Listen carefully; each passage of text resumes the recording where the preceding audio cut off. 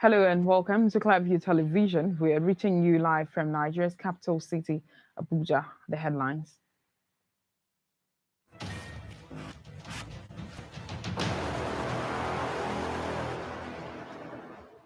Nigeria's Independent National Electoral Commission (INEC) to blacklist political parties that engage in violent congresses and primaries. Senate committee converses full autonomy to the judiciary. Muhammad Zebi, son of slain Chad president, takes over as the country's head of military council.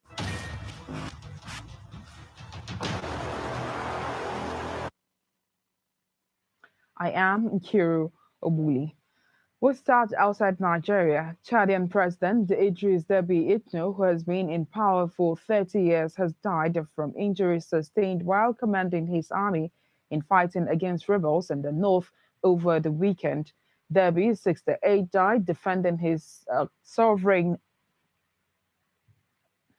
Army spokesman General Azem Bermando said in a statement read on state television that he was re-elected to a sixth term with a 79.32% of the votes cast in April 11th election. You will recall that the late Chadian president Idris Deby was in Nigeria to deliberate with President Muhammadu Buhari on the modalities for curbing insurgency in the African region. The late president, during his visit, expressed optimism that the various terror groups, including Boko Haram and the Islamic State of West Africa Province, ISWAP, will be addressed permanently. And as the world remains in shock over the brutal death of the Chadian president, the question is, who was the man Idris Deby Itno? Deby Itno was born on This story 18th was June okay when I read it. 1952. He was a Chadian politician and military officer who was president of Chad from 1990 until his death in 2021. He was also head of the ruling Patriotic Salvation Movement. Deby was of the Bidiat clan of the Zagawa ethnic group. He took power by leading a rebellion against President Hisen Habre in 1990 and survived various rebellions and coup attempts against his own rule. Deby won elections in 1996 and 2001, and after term limits were eliminated, he won again in 2006, 2011, 2016, and 2021. He added Itno to his surname in January 2006. He was a graduate of Muammar Gaddafi's World Revolutionary Center. Several international media sources describe Deby's multi-decade rule as authoritarian. He was killed on April 20, 2021, while commanding his forces against rebels from the Front for Change and Concord in Chad. Facts. Deby was born on 18th June 1952 in the village of Badoba, approximately 190 kilometers from Fada in northern Chad. His father was a poor herder who belongs to the Bidiat clan of the Zagawa community. After attending the Quranic school in Tine, Deby studied at the École Française in Fada and at the front went to France for training, returning to Chad in 1976 with a professional pilot certificate. He remained loyal to the army and President Felix Malum even after Chad's central authority crumbled in 1979. He returned from France in February 1979 and found Chad had become a battleground for many armed groups. Deby tied his fortunes to those of Hisen Habre, one of the chief Chadian warlords.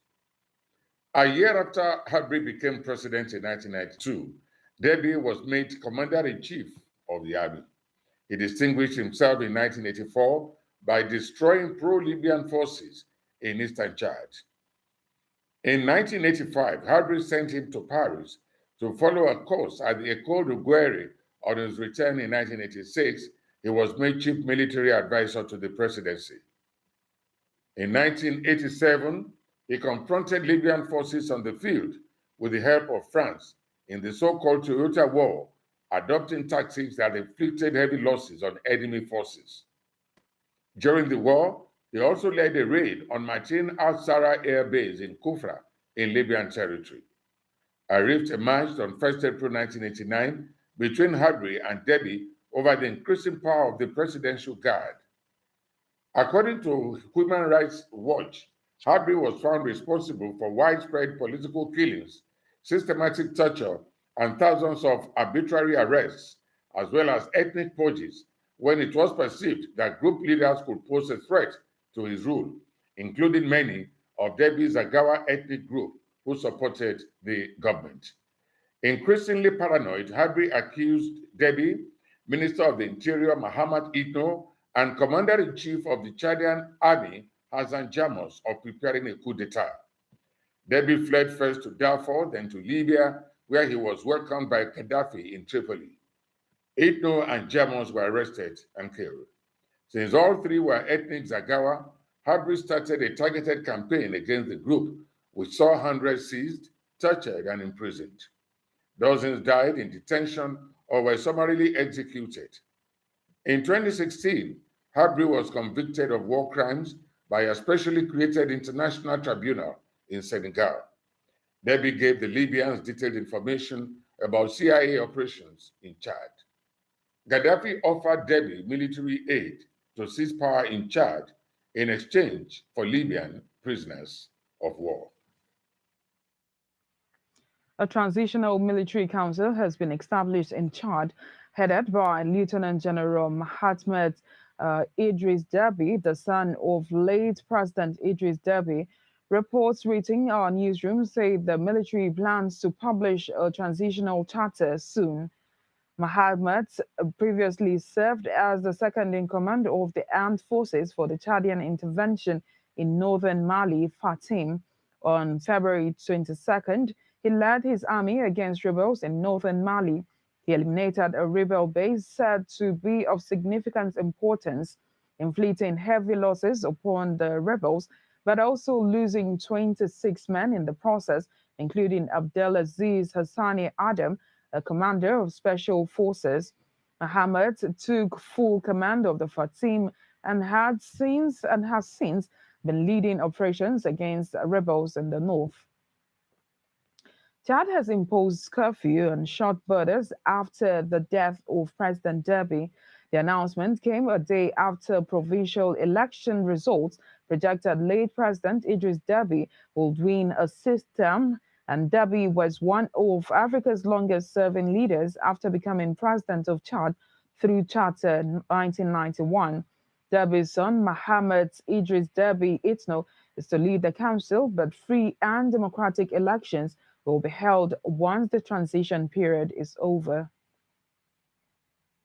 And back here in Nigeria, Nigerians have expressed surprise over the return of queues at fueling stations in Abuja City and its environs, despite assurances from the state-owned Nigeria National Petroleum Corporation, NNPC.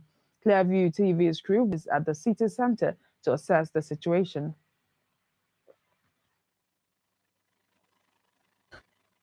There are widespread petrol queues in Abuja and parts of Niger and Nasarawa states currently. Also, hundreds of black marketers who sell the commodity in jerry cans are currently in brick business in some of the affected locations. Many fueling stations were shut to motorists on Monday morning, while the few ones dispersing the commodity were flooded with motorists and other petrol seekers. Motorists said they don't know what's happening. Well, the truth is that one can't really tell, but with the little novice knowledge I may have in most of these things, when fuel scarcity starts from the beginning, if it takes like 2 days where the scarcity starts before the tankers call off their strike, it will take like another 24 to 48 hours for most of the piled up queues to clear off. How much 10 liter? 10 liter, 4,000 liter. Yesterday, nobody here knew that fuel scarcity will happen. So we work on this money everywhere, lock up. We cannot see fuel. Look at all of us. We were stranded.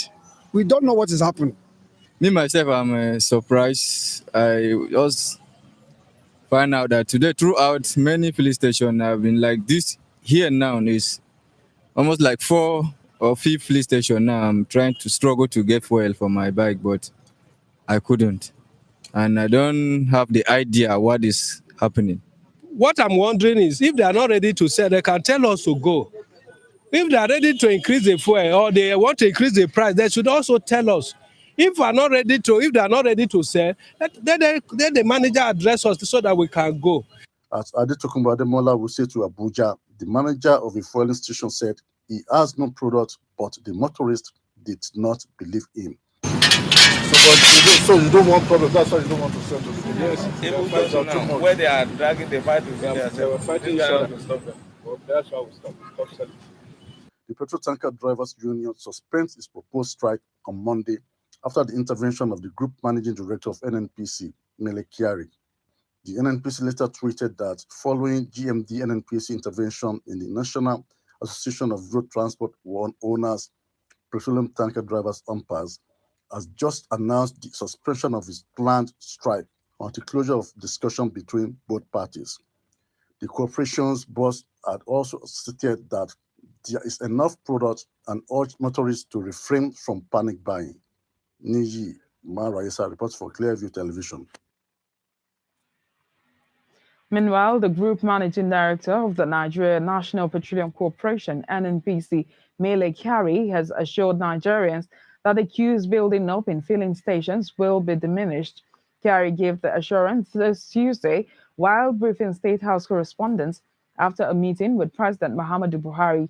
He disclosed that fuel queues across the country are certain to abate following an intervention by the NNPC to resolve the industrial action by petroleum tanker drivers against the employers over issues of compensation package. According to him, the intervention by the NNPC has resulted in an amicable settlement between the concerned parties. Consequently, the industrial action has been called off for a period of 1 week to allow a proper resolution to the issue. He reiterated that normal loading operations in all depots have commenced and trucks dispatched across the country. On the issue of subsidy policy, Kyari maintained that engagements are ongoing between stakeholders to proffer a reasonable exit plan that will be beneficial to all Nigerians. We'll take a quick break and bring you more reports when we return. Please stay. Clearview TV is online. Hello and welcome to Clearview Television News. We're reaching you live from Nigeria's capital city, Abuja. But the daily 7 p.m. news is broadcast on DSTV channel 255, MITV, with particular reference to gainful employment for all. You can also link up as you like us on Facebook, Clearview Television, and subscribe to our YouTube channel, Clearview TV.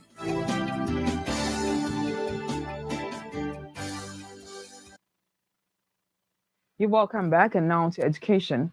The governing councils of the University of Ibadan, University of Lagos, University of Port Harcourt, Obafemi Awolowo University Ile-Ife, and the Maritime University of Nigeria, Okere Nkoko, have been formally inaugurated with a charge to help reposition the institutions to achieve greater academic heights. We have the details.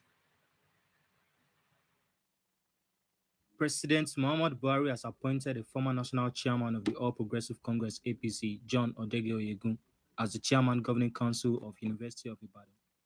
The appointment is among 4 of the governing councils inaugurated by the federal government on Monday in Abuja. Other councils inaugurated are that of the University of Lagos, University of Port Harcourt, Obafemi Awolowo University Ile-Ife, and Maritime University of Nigeria, Okere Nkoko. Your approvals will not come in speedy and quickly, and you may not need to make the journeys to Abuja for consultations on matters affecting your institutions. While speaking at the inauguration, John Odege Oyegun, who responded on behalf of other appointees, says they will ensure quality and standard in the country's ivory towers.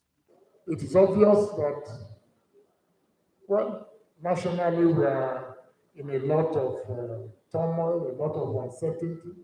Of course, this has also permeated into the university system, and we cannot afford at the end of our tenure to go away not quite sure whether we have been a plus or a minus. Last week, the federal government inaugurated visitation panels to its universities, polytechnics, college of educations, and inter-university centers. The Independent National Electoral Commission (INEC) says it will blacklist political parties unable to conduct peaceful congresses and primaries. INEC, in a statement, said it might not acknowledge the result of violent congresses if the trend continues. The statement, titled "Conduct of Acrimonious Congress and Primaries by Political Parties," was signed by INEC spokesman Festus Okoye. INEC said henceforth there will be far-reaching consequences in any situation where party congresses and conventions degenerate into violence and destruction of INEC property. Apart from replacing such destroyed materials, parties may be blacklisted from the receipts of INEX materials for their activities in the future. Okoye said the Commission may also withdraw its staff from monitoring such violent political party meetings with the resultant non-recognition of their outcomes. The Chairman, Senate Committee on Judiciary, Human Rights and Legal Matters, Senator Opeyemi Bamidele, has called on lawmakers in various state houses of assembly to pass relevant laws to give full autonomy to the judiciary. Bamidele made the call during an interview with reporters at the National Assembly complex in Abuja, the Federal Capital Territory. The lawmakers stated that the independence of the judiciary was non-negotiable, as it was important for governors to implement full autonomy for their judiciary in their respective states. His comments were in reaction to the protest at the National Assembly by members of the Nigerian Bar Association (NBA).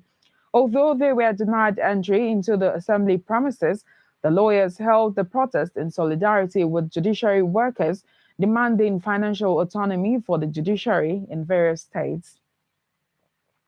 Now, the Nigerian Governors Forum (NGF) has said it will ensure the implementation of financial autonomy for state legislative and judiciary institutions by May 2021.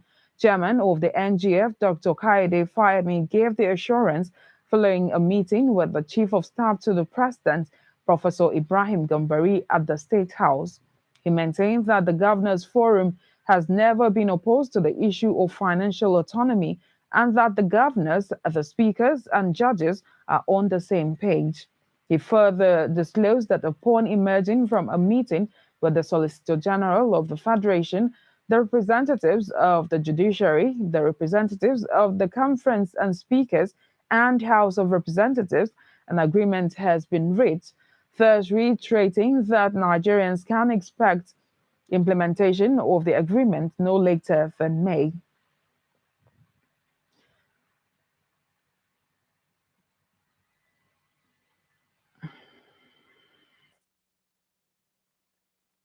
In the last 1 week, tongues have been wagging over the revelation by Edo State Governor Godwin Obaseki that due to a shortfall in revenue accruable to the Federation account, the controversy arising from the revelation of the printing of 60 billion naira by the Central Bank of Nigeria (CBN) on the directive of the federal government to meet statutory allocations for the three tiers of government in March this year may not be going away soon. The National Vice Chairman South of the main opposition People's Democratic Party (PDP), Dan Obi, says the Buhari administration's resort to printing money in contravention of the laid down process is a clear indication that the Nigerian economy has been grounded due to bad management by the APC-led federal government. He stated this while playing host to the Speaker of the Oyo State House of Assembly, Debo Ogumboye, who led a group of Nigerian youths to Benin City, the Edo State capital, to make a fresh case for the participation of more youths at all levels of public governance in the country. the last 1 week, tongues have been wagging over the revelation by Edo State Governor Godwin Obaseki that due to a shortfall in revenue accruable to the Federation account, the Central Bank of Nigeria was ordered to print 60 billion naira for sharing to states and local governments during the March 2021 allocation meeting. Though the finance minister and the CBN governor are both denying the claim, Governor Obaseki insisted that he stands by his claim. Not a few Nigerians, including political parties, have condemned the printing of money without being backed by economic production or following laid-down process for doing so. Reacting to the development while receiving the Speaker of the Oyo State House of Assembly, Debo Ogundoyi, PDP National Vice Chairman South Dan Obi says the action is a desperation on the part of the APC-led government. Dan Obi said it was regrettable that the Buhari economic team has run the nation's economy aground. He assured that if returned to power in 2023 general elections, the PDP will not only revive the productive sectors of the nation's economy to create jobs, but maximize the potentials of youths in public governance. I would like to condemn the CBN governor for his remarks because he said so much without convincing Nigerians about the economics of the decision to print over 60 billion to meet the statutory allocations to states and local governments. To me, that was a public admission that all is not well with our economy. You will agree with me. Our youths, our people, they have experienced PDP in government. They have experienced APC in government. The difference is clear.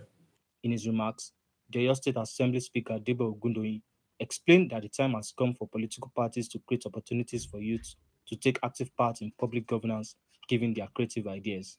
It is the youth of this nation that will unify this country. But how do we unify the country when we don't feel like we're stakeholders? How can we unify this country when we feel like our voices are not heard? But we're here to tell you, Chief Dan, that we, the youth, are ready to give you all the backing that you need in order for you to succeed. But in turn, we need your support. Until his recent revelation as PDP National Vice Chairman South, Dan Obi was the state party chairman in Edo State. Striking members of the Judiciary Staff Union of Nigeria, JUSUN, and Parliamentary Staff Association of Nigeria, PASAN, have called on governors across the 30 states to give their backing to financial autonomy for the nation's judiciary, as well as state assemblies. Members of both unions stated this in Yenagoa during a peaceful demonstration at the entrance to the Bayelsa State Government House. Our correspondent reports that the development obstructed movement into and out of the Government House for nearly an hour. The peaceful demonstration by members of the Judiciary Staff Union of Nigeria and Parliamentary Staff Association of Nigeria in front of Creek Haven Government House, Yenagoa, was in an effort to amplify demands for financial autonomy.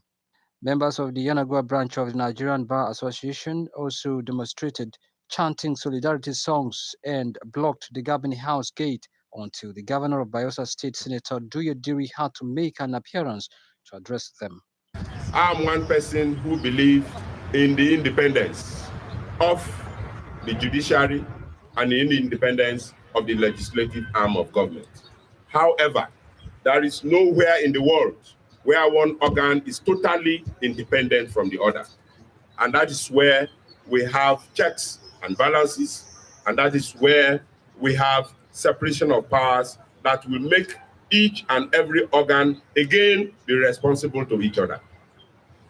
And so please do not be deceived. There is nowhere in the world where there is a total autonomy. Commenting on the ongoing nationwide industrial action, the leaders of both unions in the state said there will be no going back on their demand for financial autonomy and called on governors across the country to respect the constitution. What we expect the governor to do, we have come to him. Yes, he has said what he will say. He's for him to give a plus. That's what the governors forum, what they need is how many governors are willing to give this opportunity. Even though he came out to address us, and his address was very vague to me. We will not relent in our push. We take this message to our national body, and we let them tell us what to do next. We will not relent. It is no retreat, no surrender to get what we want. Meanwhile, Governor Duye Diri has promised to look into matters of arrears payment and illegal deductions of salaries raised by the workers. More than 20,000 Uber and Bolt e-cab drivers over the weekend in Lagos threatened to go on strike over lingering issues of lack of welfare, series of kidnapping and rituals due to the negligence of their coordinating body.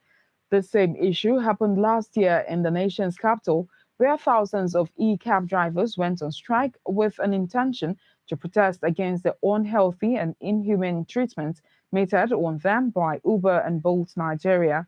National President of the Professional E-Hailing Drivers and Private Owners Association, Comrade Idris Shonuga, had expressed dismay over the death of 15 of its members and 20 missing persons as a result of poor welfare and unsecured services.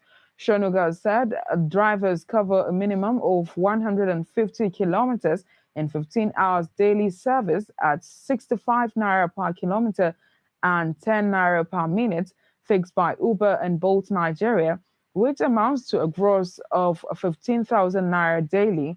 According to the president, out of the 15,000 naira, 25% goes to Uber and Bolt Nigeria as commission, 4,950 naira on fueling, and 5,000 naira as vehicle rental, while the drivers are left with a meager sum of 1,200 naira, out of which feeding, data, and airtime will always be taken care of. He lamented that these arrangements could make drivers work extra hours for survival and cause accidents or untimely deaths. Regional Vice President Southwest Zone rather, Caller Murphy Kinsley made several demands saying all drivers should be properly profiled. He, however, requested that all the lives lost that were affected by bad policies under its corporate body should be compensated.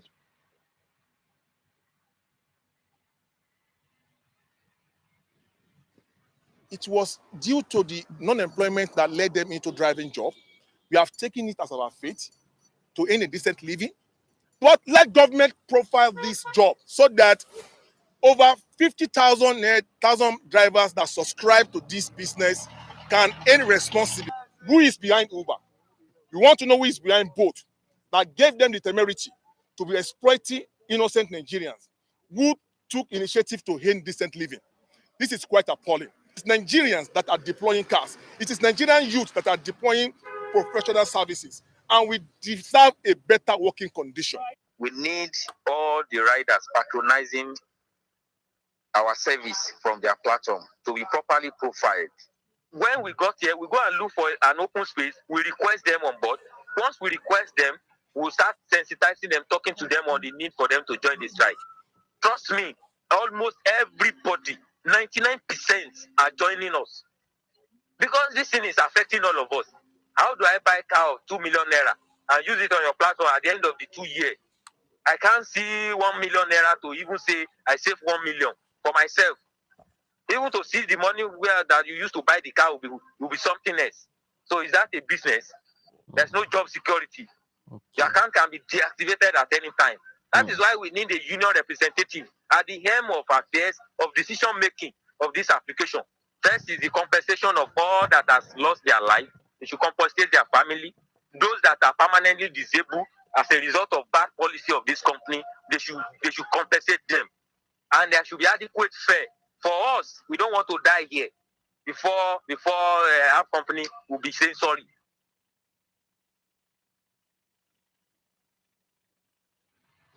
A new economic deal aimed at reviving all moribund agro-allied industries in Imo State and put them on a proper pedestal to recommence a full-scale production has been reached.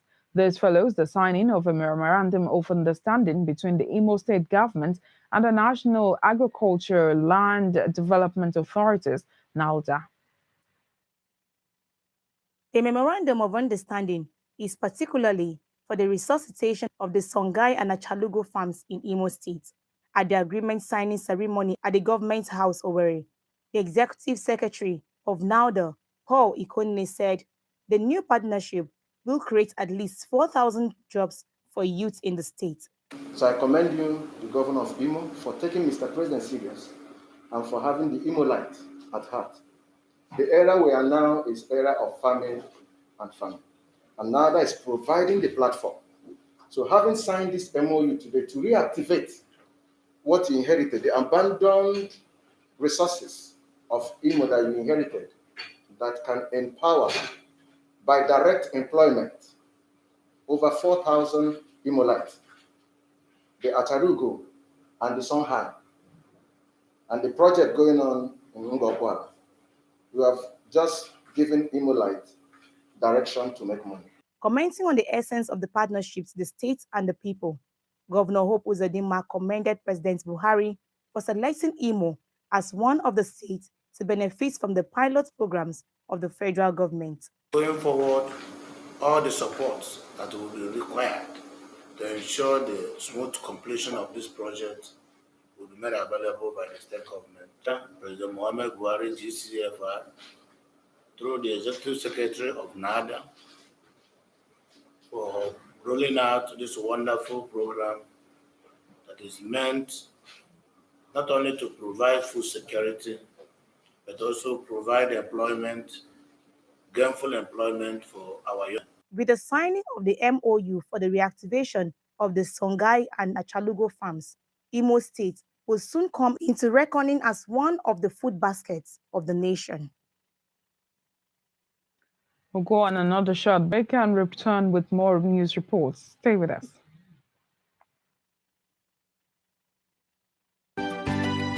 Clearview TV is online. Hello and welcome to Clearview Television News. We're reaching you live from Nigeria's capital city, Abuja. But the daily 7 p.m. news is broadcast on DSTV channel 255, MITV, with particular reference to gainful employment for all.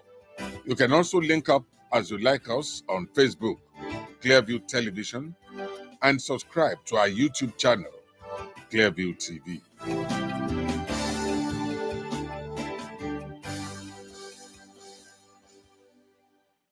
Nigeria needs employment generation by governments and all, for many reasons. Some are serious about this, but many others are not.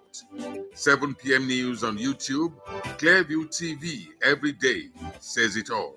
Subscribe now.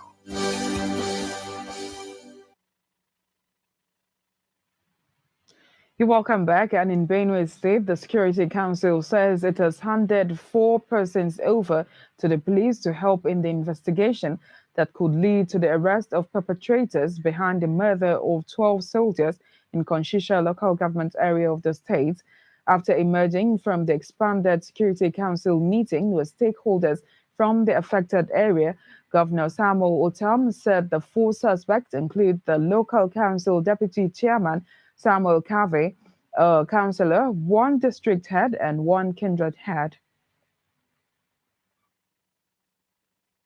Since the gruesome murder of 12 soldiers in Konshisha local government area of Benue State, the Governor Otom-led administration has not rested on its oars in a bid to bring the perpetrators of the dastardly act to book.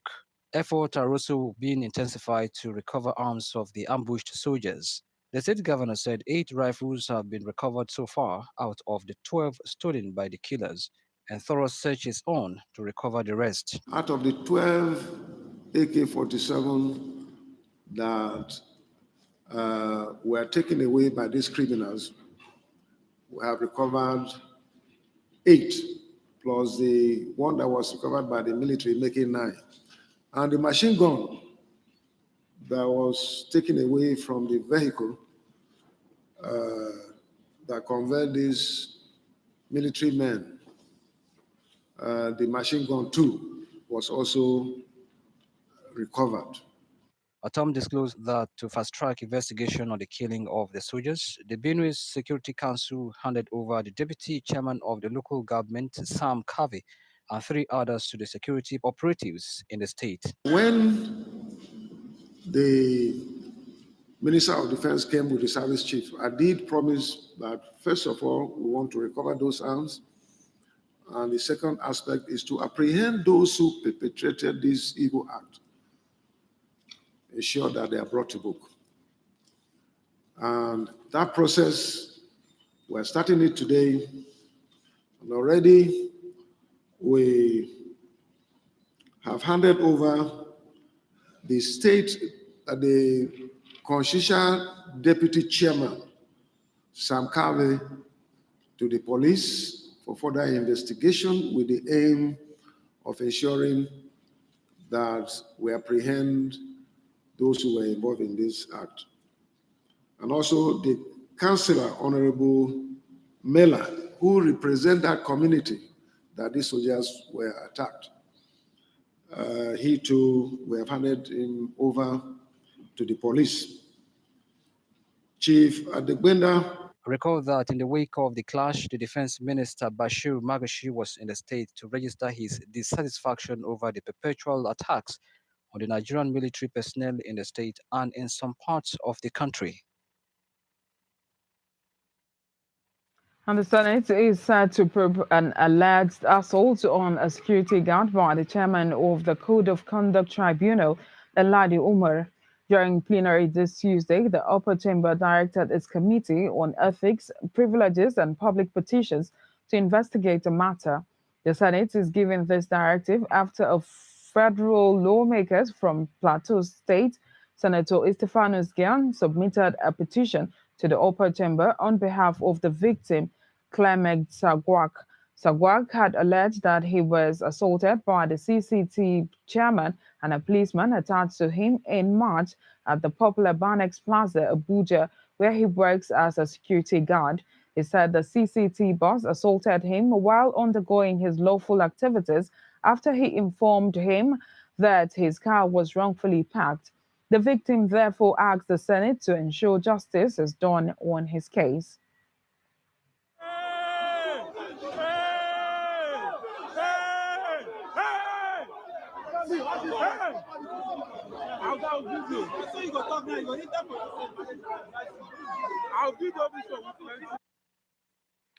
The Edo State Police Command, in collaboration with the vigilante group, has rescued 26 victims suspected to have been trafficked from Ebonyi, Imo, Abia, Anambra, and Akwa Ibom states.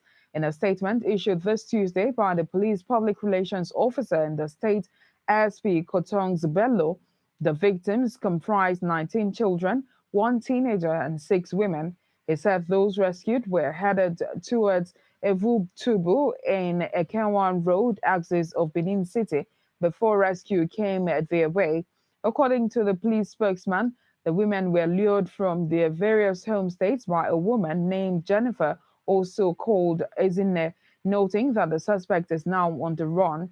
Bello also called on the residents of the state to disregard some social media reports indicating that some women and children were rescued from a baby factory by the police in Benin City.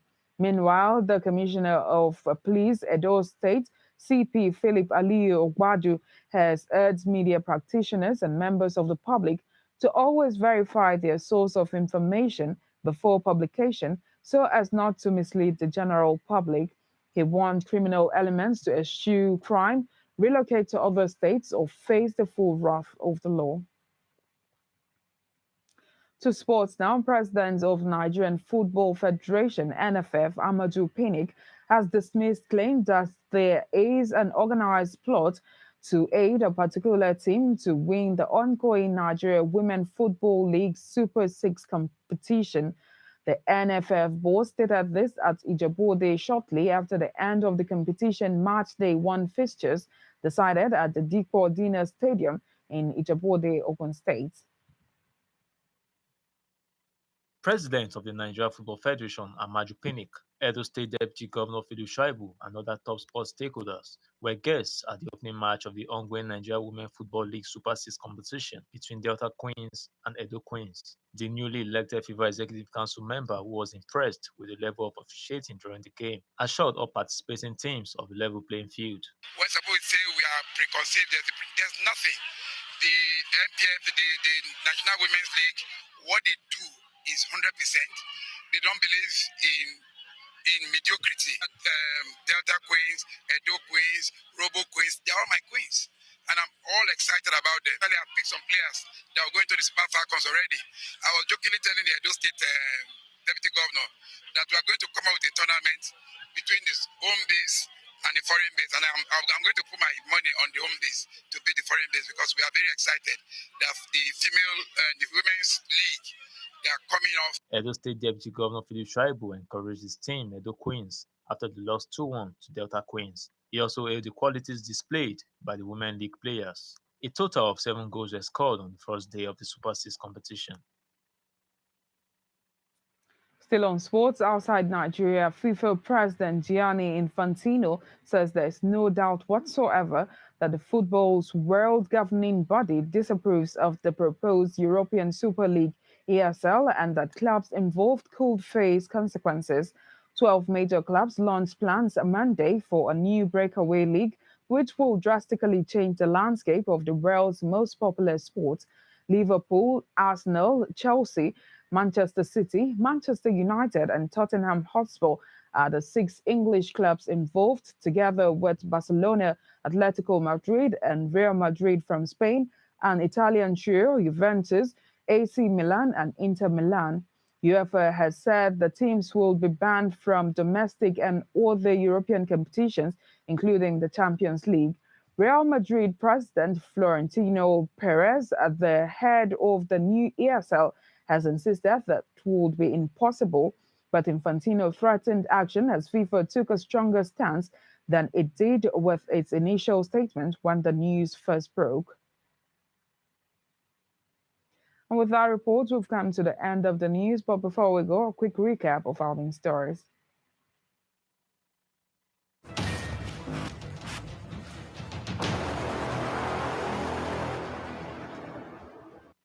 The Independent National Electoral Commission, INEC, has said it will henceforth blacklist political parties who engage in violent congresses and primaries.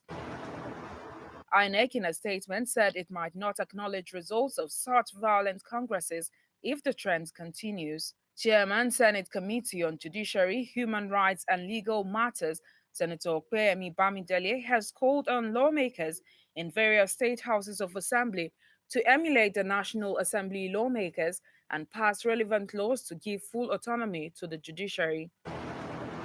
Chad's Army's Command General Azem Bemandua Agona has announced that a 4-star general, who is a son of slain Chad President Idris Deby, will replace his father as the head of the country's military council.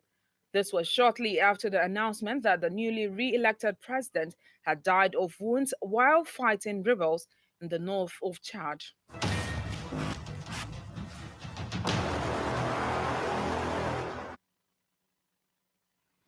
Do remember that you can subscribe to our YouTube channel, Clearview TV. You can like us on Facebook at Clearview Television.